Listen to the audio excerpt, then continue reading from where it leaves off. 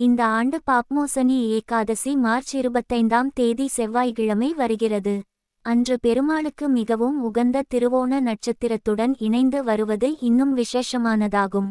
அன்று அதிகாலை நள்ளிரவு 1:23 மணி துவங்கி மார்ச் 26ஆம் தேதி அதிகாலை 12:27 மணி வரை ஏகாதசி திதி உள்ளது.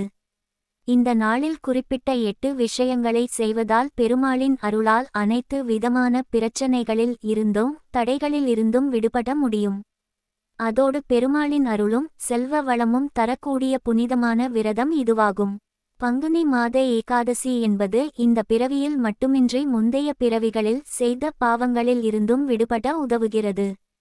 இந்த நாளில் என்னென்ன பரிகாரங்களை செய்தால் என்னென்ன நன்மைகளை பெற முடியும் என்பதை தெரிந்து கொள்ளலாம்.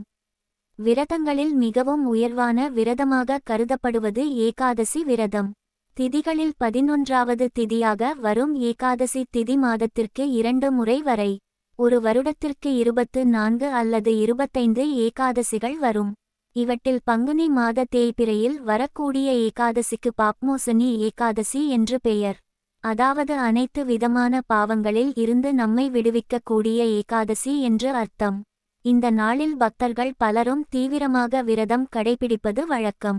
இது மிக பெரிய புண்ணிய பலன்களை தரக்கூடிய விரதமாகும்.